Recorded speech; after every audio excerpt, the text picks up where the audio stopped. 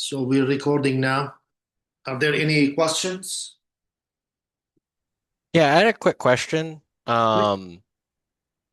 So on the homework on exercise 4.5, it says find the fundamental matrix for the um, problems and then t discuss stability. However, I looked for in chapter 3 of of a way to find the fundamental matrix for the matrices in 4.5, but the method described in the discussion of 3.4 doesn't the matrices don't fit the condition. So, and What, then what condition? Because the matrix is not constant. the condition you set up for the A of t times the integral from t0 to t of as ds is equal to the integral of from t0 to t of as ds times at. You'd go through that in example 3.12. But the matrices in exercise 4.5, I tried that, and a of t times integral of from t0 to t of ASDS, they're not communicative. So No. a ti- Um, so that condition is not really a way to figure out how to find the matrix. okay, It's not. And you don't, a matrix does not need to fit it either. okay, So what you need to do is you need to just somehow come up with something. You know what I okay. mean? Uh, Because I know exactly what you mean. Yeah, you discuss a similar matrix in example. right. I mean, I'm looking at the discussion, e to the at, and so forth. Um,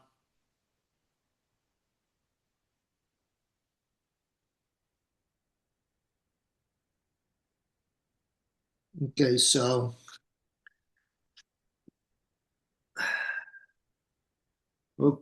e to the at.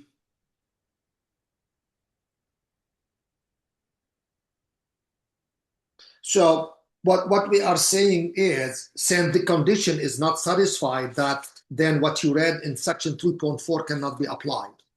Yes. Yeah. So you're gonna have to just come up with it, eyeball something, try. Okay. What does it mean for the matrix to be a solution? Well, Okay. in order for it to be a solution, if you take phi of t equal a, b, c, d, and let's say a, b, c, and d depend on time. Okay? Are you with me? Then you will Yes. need phi prime equal a phi. So you have a differential equation that you need to solve. Do phi prime equal A, you know what the matrix A is, right? You know what phi is. It's this one. So you need to solve for A, B, C, and D. Okay?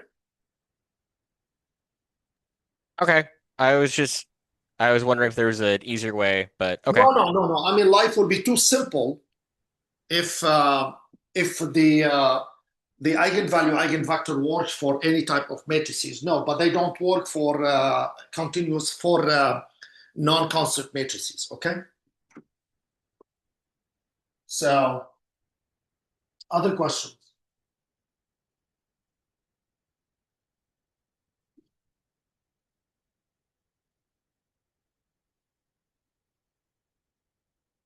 All right. So where were we last time? Let's see if anybody has any. Okay. So last time we said,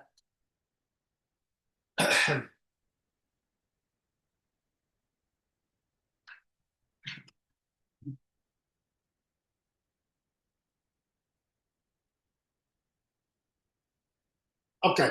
So we showed that 5.4 is Hamiltonian if no, I mean, so if this is satisfied, okay? Now we're gonna show that if this is satisfied,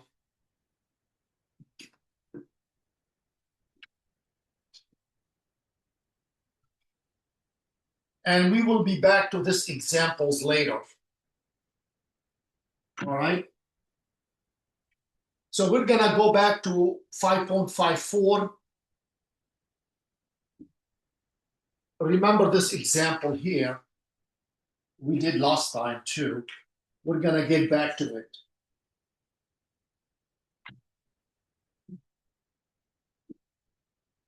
Okay.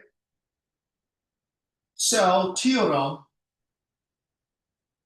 and this is theorem 5.51.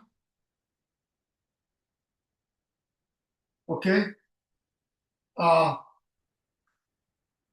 System 5.5.4 is Hamiltonian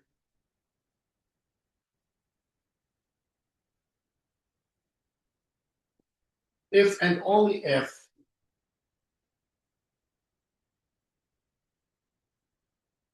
and only if del f over del x equal to minus del g over del y. Okay? Okay, so we showed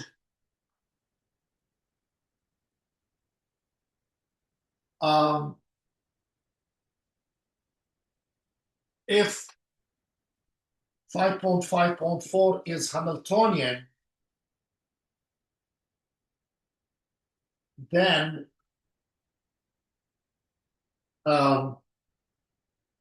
and this is condition is 5.5.6. Then 5.5.6 is true. All right. Left to show 5.5.4 holds. Okay?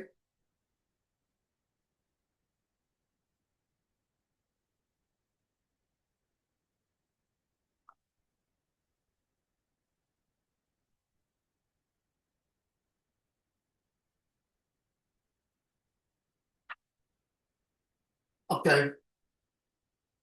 So let me do this a little bit better. Okay. So we need to find a function h so that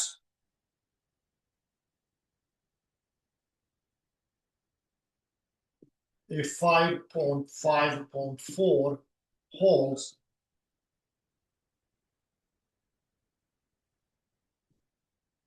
then x prime equal del h over del y equal to f of xy. And what is the next one?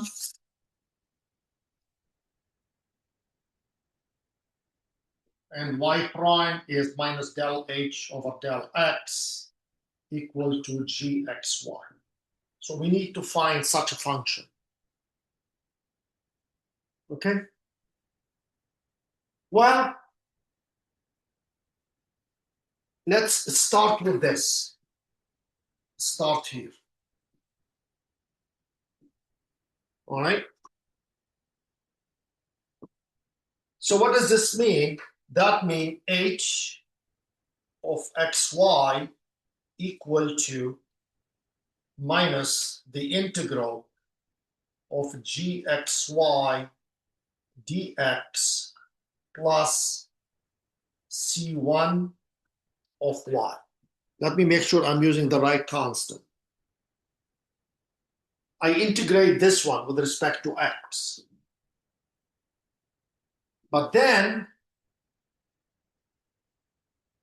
del h over del y is, let me see how I'm writing it, is del over del y of minus gxy dx plus c1 prime of y.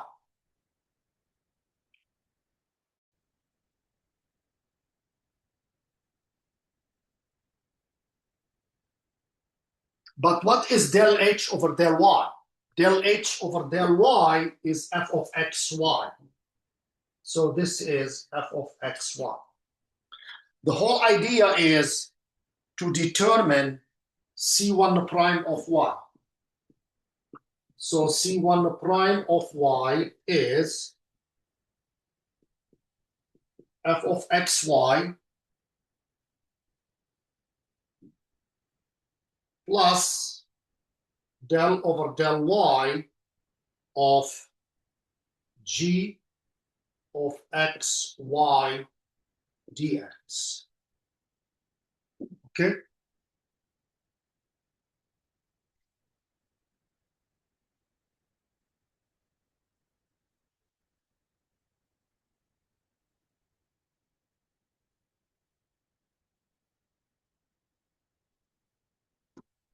All right? So now integrate c1. So integrating, we get c1 of y is f of xy dy, because the derivative is with respect to y. Okay?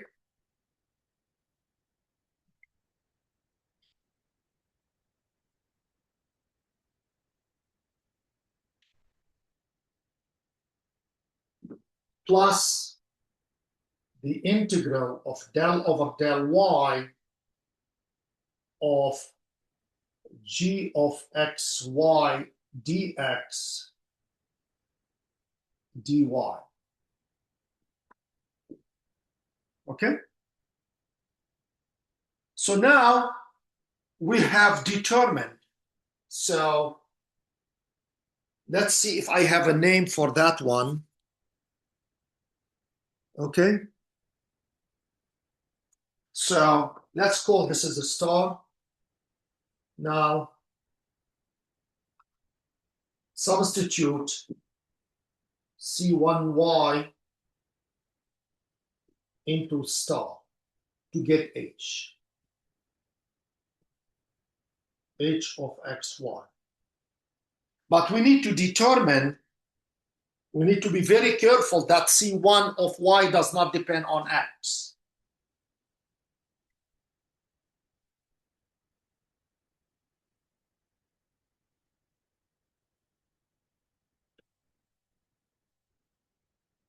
So next, we check that C1 of y does not depend on x. Well, to do so, we show that del over del x of C1 of y is 0. That's the best way to do it. Okay?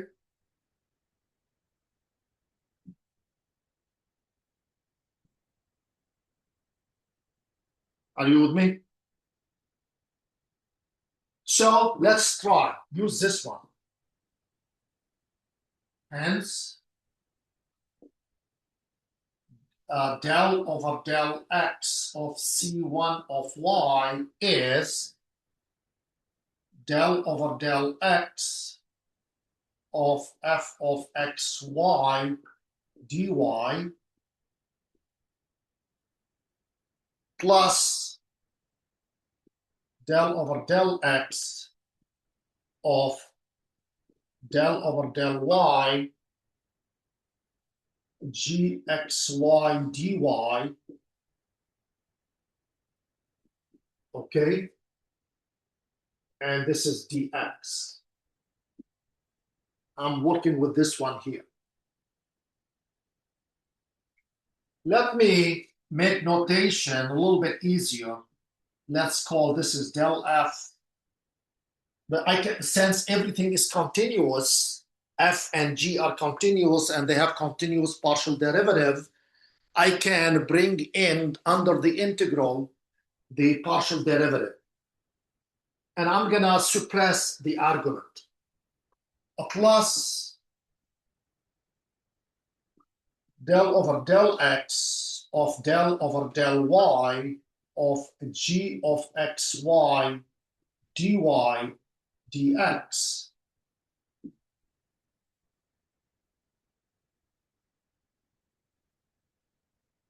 Okay?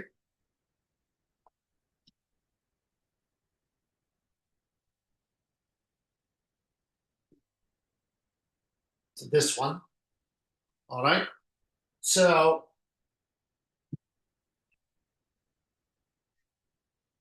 I can, this is del f over del x dy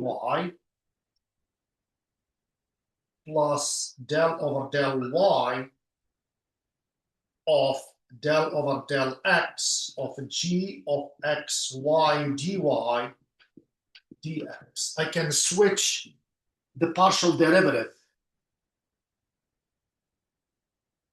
Okay?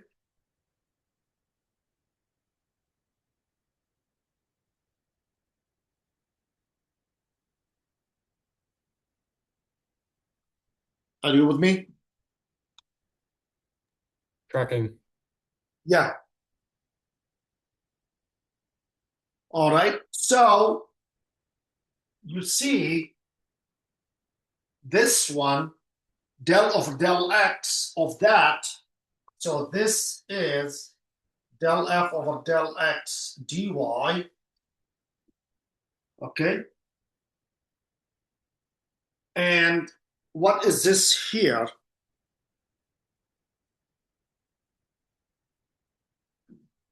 This is a plus del g over del y dy. Okay? Because if you integrate this one, you're gonna get you're integrating this. You see, you're integrating this one and this. So the integral with respect to x of an integral with respect to x will give you that one, dy. Del g of dy. Okay?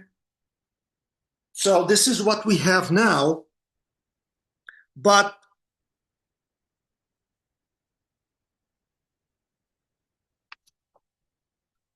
del g over dy, but what is del g over dy? You see del f, remember this condition, del f over del x, we know del f over del x equal minus del g over del y. So this is del f over del x dy, a plus of minus del over del y, and del g over del y. What is del g over del y? Is minus del f over del x dy, and that is 0. There we go. Okay.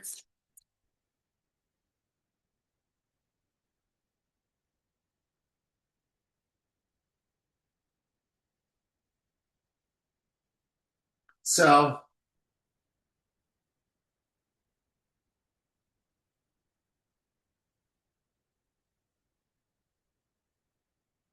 let's see.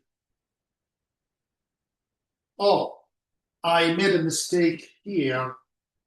this should have been dx. Okay, and this should have been dy. I copied it wrong from here. I did copy it wrong from here. So dx, dy. No wonder I was confused. Dx, dy. Okay. And then that should work out. Yeah, this here, dx, dy, not dy, dx. So I got it wrong here. So the correction is fine. Okay. And because the integral of that, the derivative of the integral with respect to dx is g. So this one, this is g. And then you plug it in here. You get del over del y, g dy. But this one, del g over del y is minus del f over del x. There you go. Okay, so finally, we did get it. All right. See if you have any question about it before I go further.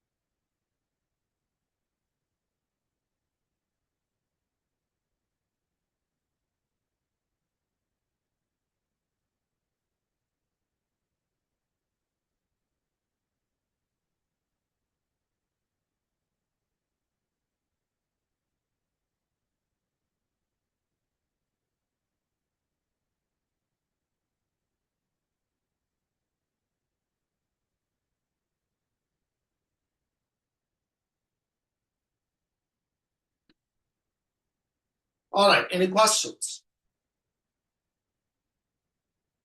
So let's take our example from before.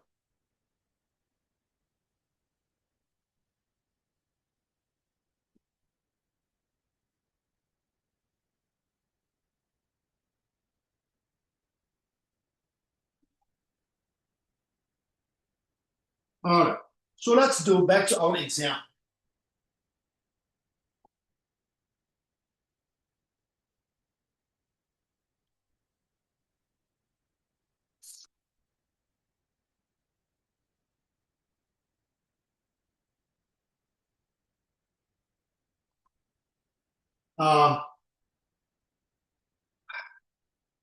So this is example 5.4, and I am using the same equation. So we have x prime equal x plus y squared, y prime minus y minus x squared. This is f, this is a g. So del f over del x equal to 1. Del g over del y equal minus 1. So del f over del x equal minus del g over del y. So the system is Hamiltonian. So now, what is h of xy? So the question is, what is the function h of xy? Okay?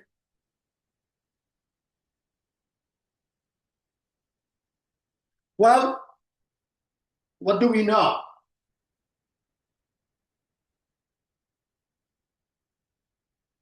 You saw from here, or anywhere you want, we have, so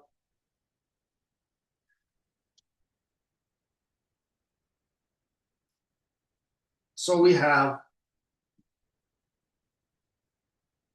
del H over del X equal to minus G, and del H over del Y equal to F. This is what we know. Del H over del X equal minus G, and del H over del Y equal F.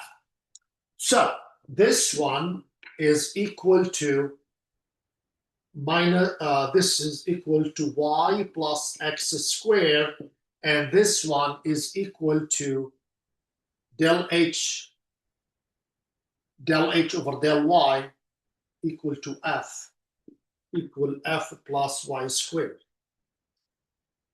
Okay?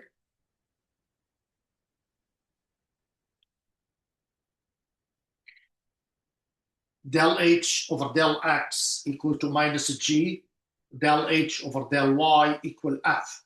So let me start with this one. So let's start with this. So that means H of xy equal the integral of x plus y squared dy plus c1 of x. I'm doing it different from the book. Integrate, you get xy plus y cubed over 3 plus c1x. Now we have not used this one. So del H over del X equal to Y plus C1 prime of X, and that is equal to minus G, and that is Y plus X squared. So that tells you Y and Y cancel out, C1 prime of X equal to X squared. That means C1 of X is X cubed over 3. Okay? Now, so what is your function? So your hxy is from here, xy plus y cubed over 3 plus x squared. So this is the function h. Okay?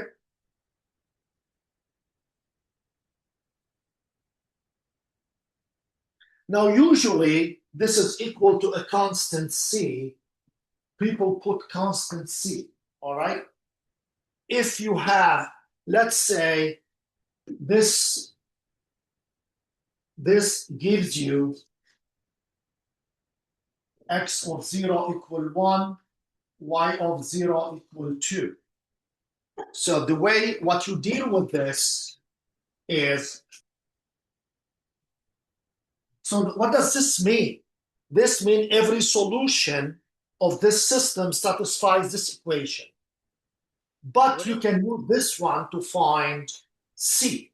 So x of 0 says it's 1 times 2 plus 2 cubed over 3 plus 1 squared equals C. And then you can compute C. And then Dr. Raful, yeah. wouldn't it be x cubed over 3 instead of x squared for H? For C1, right?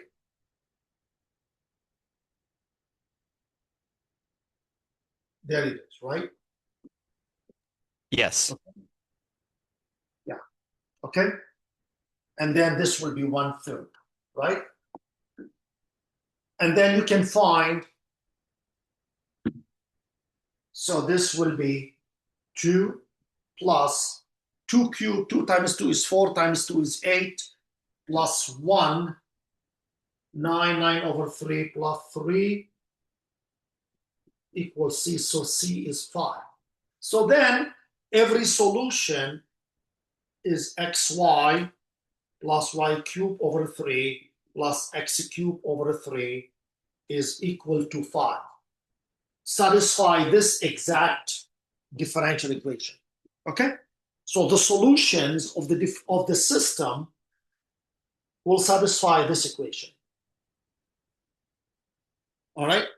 And if you graph this one, I don't know if you have a mechanism to graph this one, this will give you closed curve. Okay? The curve will close on each other. All right, any questions? Okay.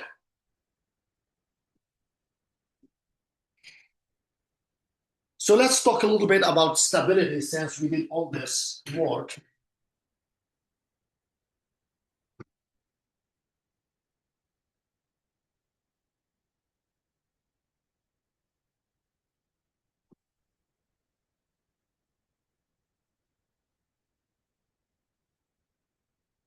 Remember, this is x prime equal f of xy, y prime equal g of xy, and this is 5.4.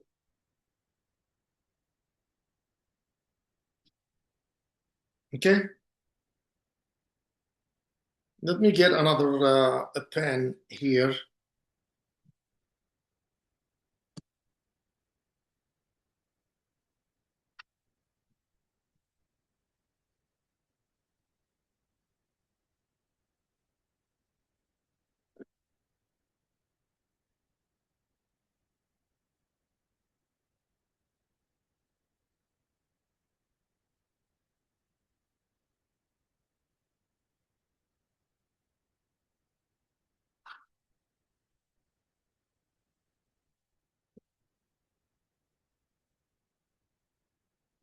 All right. So we have theorem 5.5.2. Is that too light to see the red one? I can change. I have different ink. Seems like it is. It's a little hard. A little hard to read, right? All right, let's switch back to the black.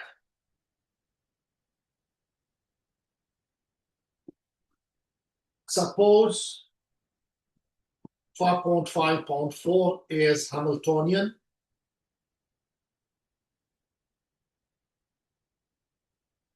Okay. Then none of its equilibrium solutions can be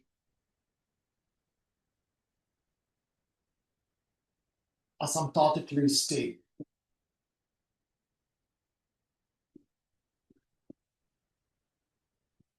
Why?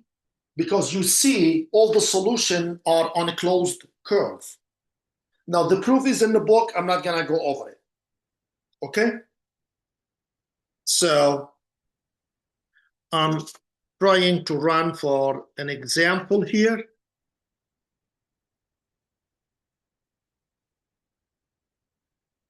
So none of the equilibrium point, because any equilibrium point could be circled.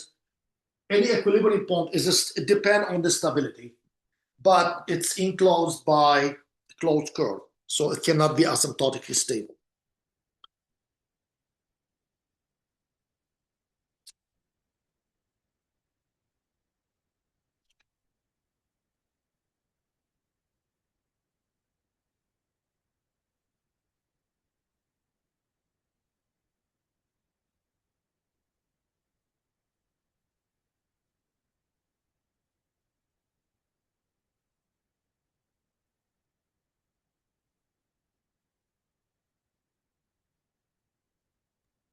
You said cannot be asymptotic.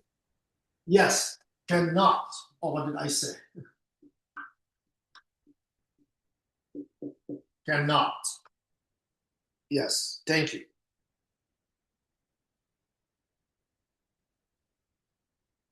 Oh, did I say none? Oh, then none. None. So what I had it was correct. None. Then none of its equilibrium solution can be asymptotically stable. Okay? This is what I meant.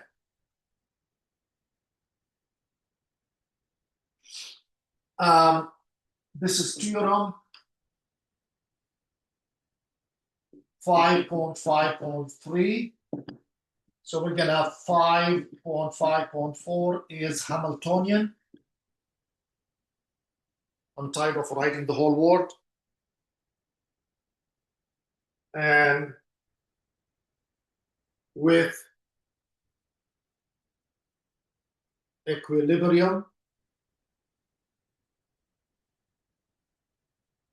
solution Q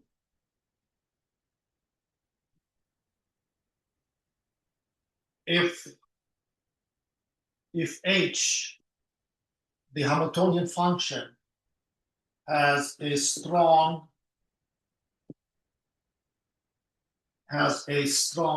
minimum at Q, then Q is stable. And we're not saying Q is asymptotically stable, it's stable only. What is a strong minimum? Like in calculus, it is the absolute minimum. There's no minimum beside it. For example, this function has absolute minimum 0, correct?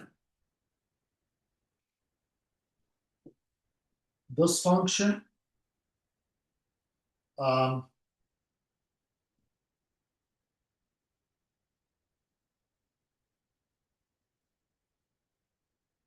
right? This has minimum here,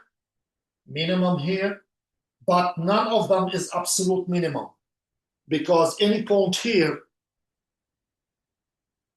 So this function has a local min, this one at here and at here, but no absolute minimum. But this one has absolute minimum. Okay? So this is what we're talking about. But here the function h is a three-dimensional surface. Oh.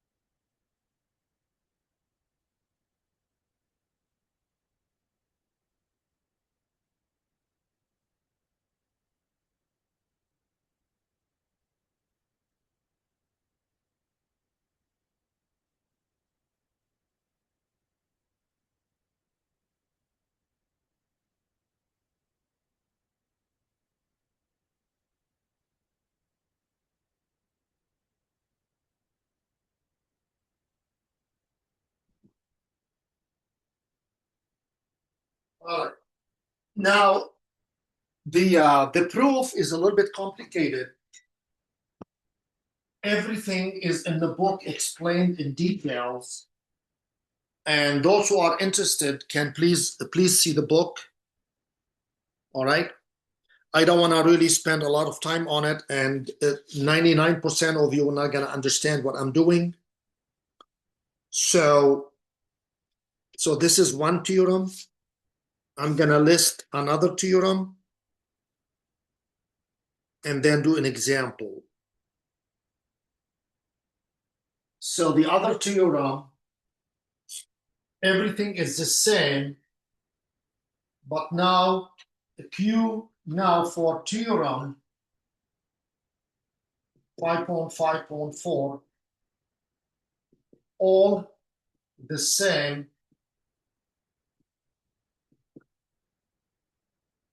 in theorem 5.3, except Q is except H has a strong maximum at Q, then Q is unstable. So these are two theorems that deal with the stability of the Hamiltonian system. You rarely see this topic is discussed anywhere. You rarely see it. So, anyway, so let's take a look at an example. So let's go. Yes. Quick question. So if a equilibrium solution is stable if it is a strong minimum and it's unstable if it's a strong maximum, Right. what about the local minima and the local maxima? Nothing can be said. They're nothing. Okay. The function, then nothing. Then this here says nothing about them. Okay. Okay, we're gonna take an example now. See, a function has max and min and determined, and they turn out. Okay, I mean, a lot of the time they're gonna turn out to be, most of the time, strong in either way. Okay. Like the pendulum, you can look back at the pendulum equation too and test it. All right, so let's do an example. Okay, so we're gonna go back to this one here, this example.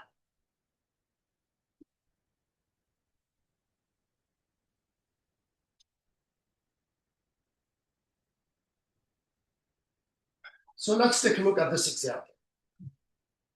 So we're gonna find the equilibrium solution.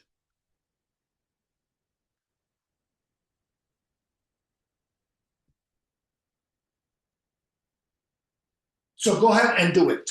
Take a minute. Let me get better ink.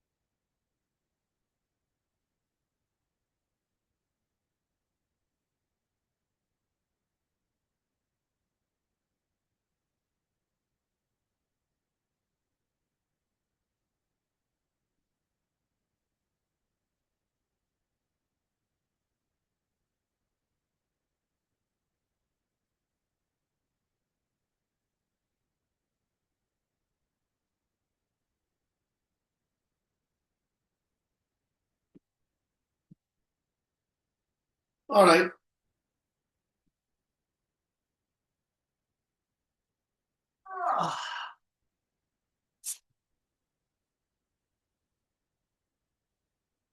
Okay, so we're gonna find the equilibrium point. So we have x plus y squared equals 0. and we have minus y minus x squared equals 0. Okay? So what would you like to do? We can take here y equal minus x squared and plug it in here. So we have x plus x4 equals 0. So we got x1 plus x cubed equals 0. So we got x equals 0 and x equal minus 1. Now, when x equals 0, y equal minus x squared is 0. So we have 0, 0. When x equal minus 1, y is minus 1 squared is minus 1. So we have minus 1, minus 1. Okay?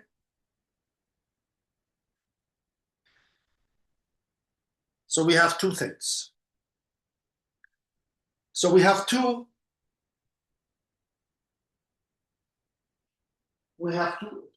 things to do.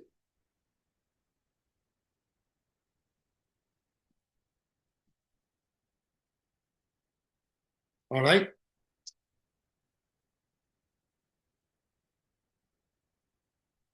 So remember from Calc 3,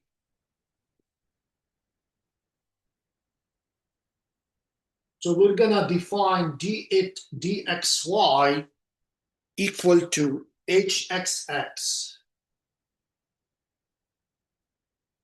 hyy minus hxy squared.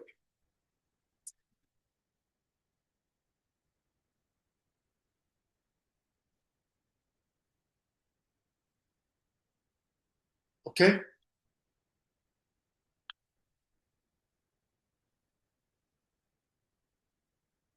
Now, remember this d.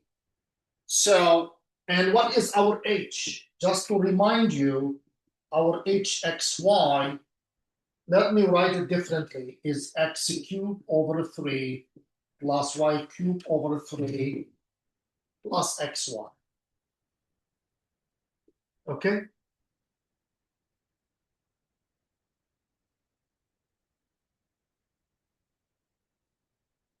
Do we have anything else? No. Okay. Now, hx, this is a partial, is x squared plus y. hxx is 2x. hy is y squared plus x. hyy is 2y. And hxy is 1. Okay. So dxy is hxx will be 2x, hyy 2y minus hxy squared minus 1. So that is 4x y minus 1, hxy. All right?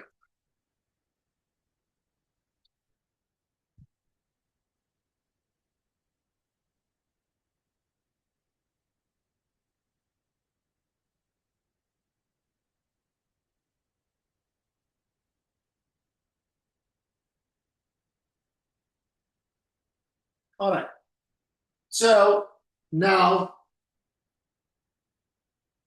d of 0, 0 equal minus 1 less than 0.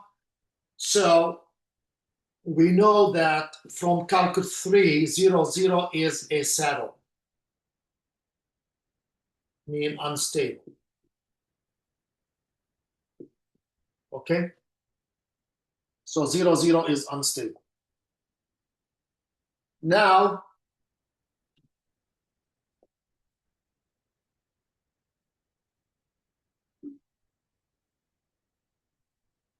if I look at d of -1, that is 4 minus 1 if 3 is positive.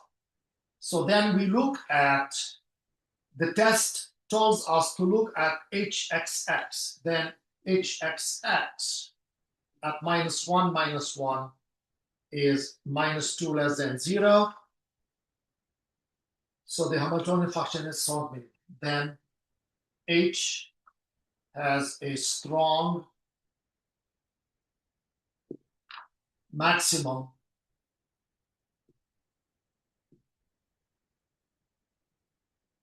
at -1, and hence -1 is unstable.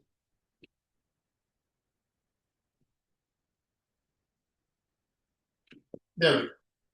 Okay? Here's an application of the theorem.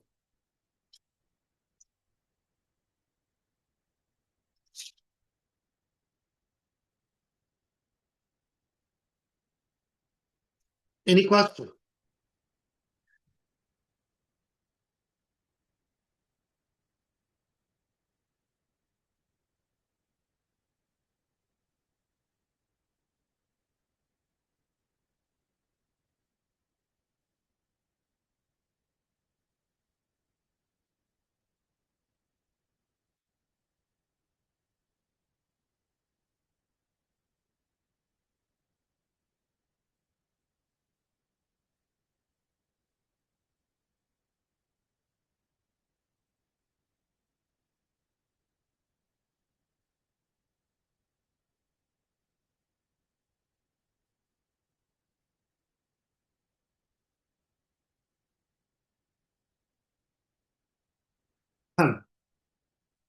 All right, so now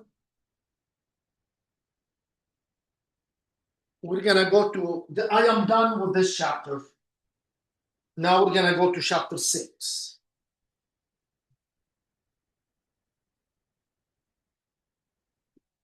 We're gonna start to study stability before we're looking at more constructive system.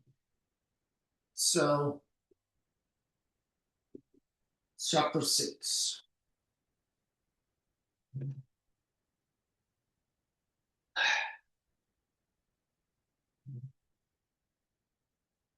So we're gonna consider the scalar x prime equal f of x and t bigger or equal to 0. This is 6.1.1. And we're gonna assume x star is an equilibrium solution.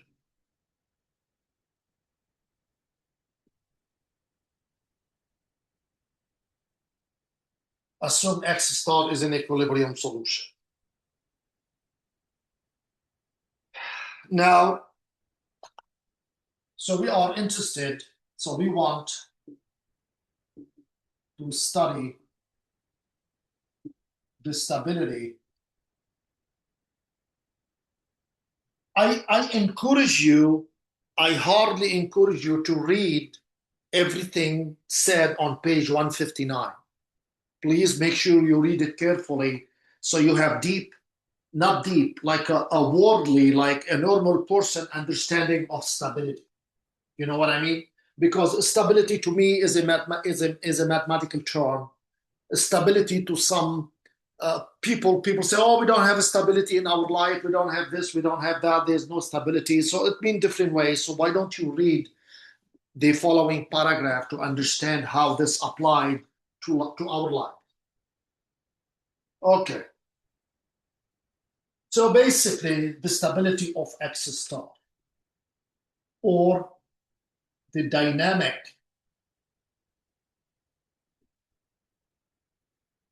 behavior in the neighborhood of X star.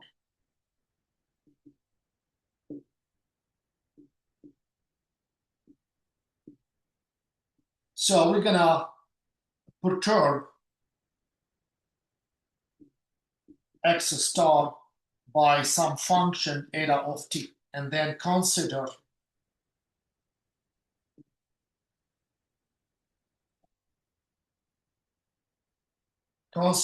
x of t equal x star plus eta of t. So if the derivative of eta doesn't vary much, then that should say something. Then x prime here is, then x prime is eta prime of t equal to f of x is x star plus eta of t. And if I use Taylor series at x star, this is f of x star plus, okay, f prime of x star times x star plus eta minus x star over 1 factorial plus f second of x star over 2 factorial x star plus eta minus x star squared plus plus plus. Okay? Now,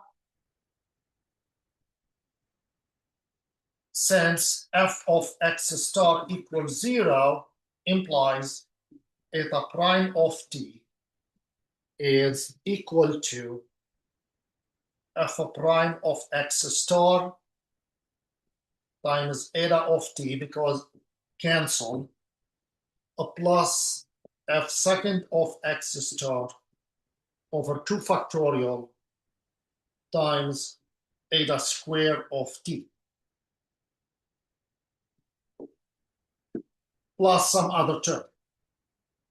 Now, if eta of t is not 0, but it's in the neighborhood, then f second of x star over 2 factorial eta squared of t is negligible, because is negligible. Compared is negligible compared with f prime of x star eta of t. Okay?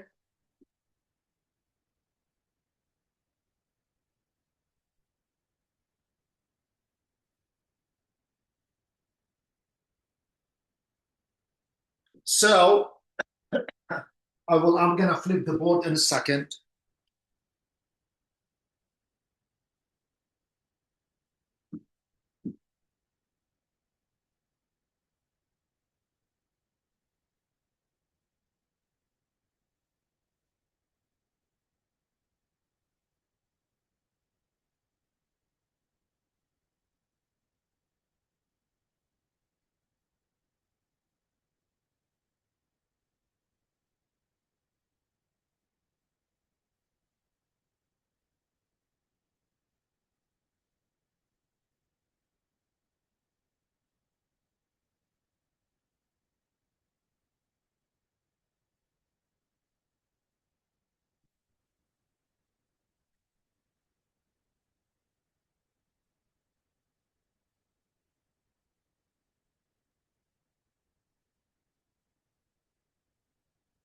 All right. So flip the board.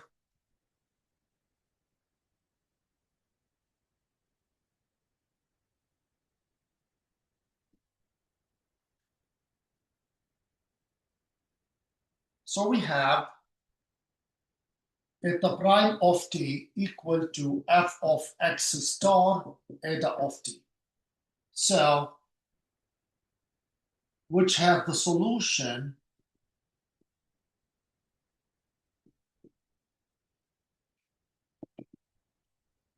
eta of t equal to e to the f of x star t.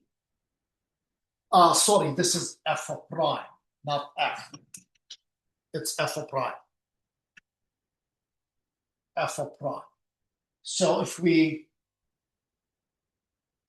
so this is goes to 0 if f of prime of x star is less than 0, goes to infinity if f of prime of x star is bigger than 0. So if we let s equal to f of prime of x star, okay, then S is called the stability indicator.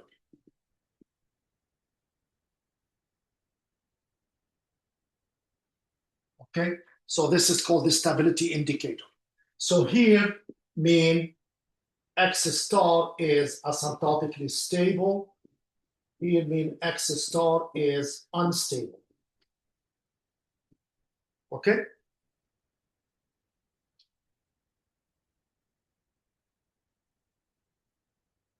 Remember, t is bigger or equal to 0. Okay. So let us take a look at an example, quick example. So this is example 6.1. So we have x prime equal rx 1 minus x over k. So this is basically population growth.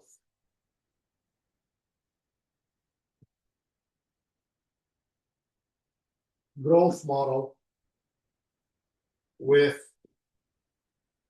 carrying capacity K. What does the carrying capacity K mean? When x equal K, when the solution reaches K, x prime is 0, that means there is no change in the population. So that means that's why K is carrying the carrying capacity. Again, let me say it again. When x, the population reaches K, you have x prime equal rk times 1 minus 1, 0. So x prime is 0, means the derivative is not changing. That means the population is not varying at x equal k. So that is like a saturation, carrying capacity of the population. This carrying capacity depends on availability of food, wars, and other natural disasters. Okay? Now, let's take a look. So this is f of x. So x prime equals 0 implies f of x equals 0 implies rx times 1 minus x over k equals 0. So we have rx equals 0, mean x equals 0. And we have 1 minus x over k equals 0, mean x equal k. So we have two equilibrium. Two equilibrium points. Namely, x star equals 0 and x star equal k.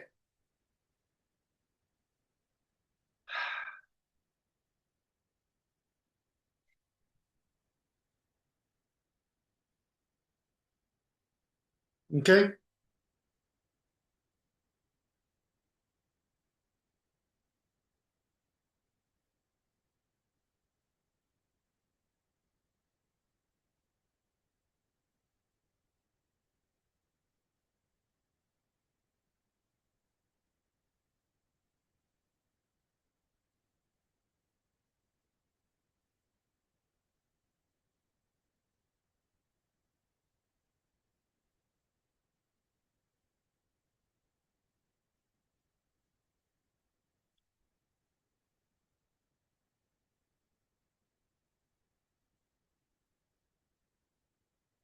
Any questions?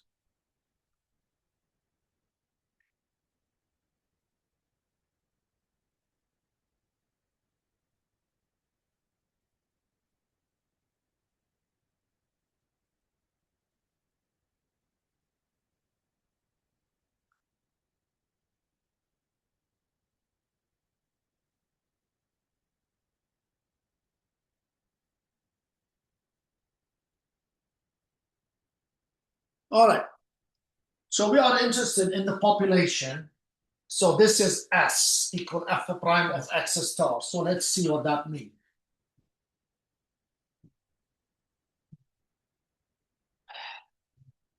So remember, F of X equal Rx times 1 minus X over K.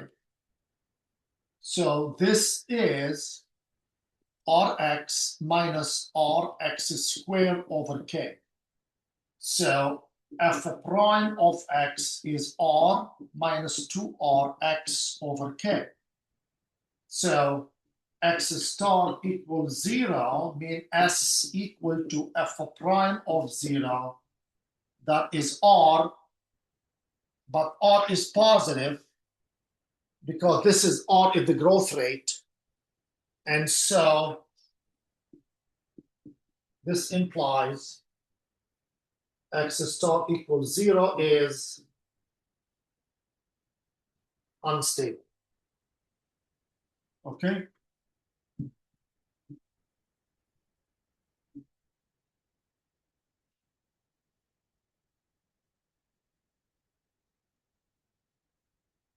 Now, if I look at X star equal K, then F prime of K, and that is R minus 2RK over K.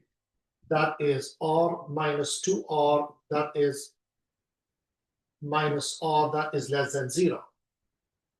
And so X star equal K is asymptotically stable. It's very simple. Okay?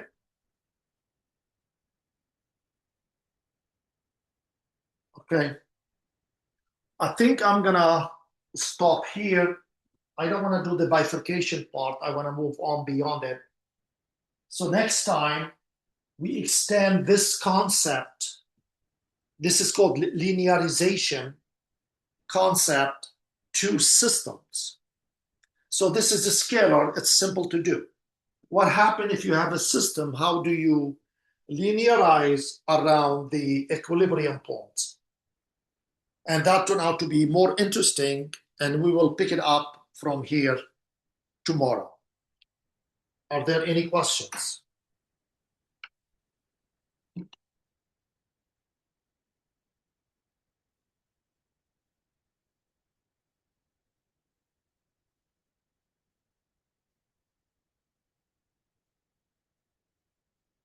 Yeah, it doesn't matter.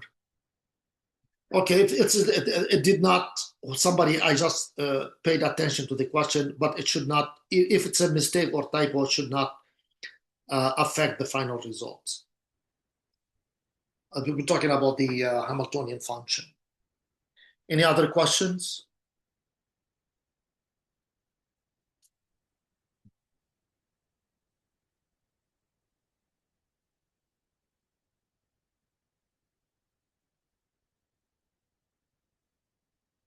Okay, then I'm gonna stop here.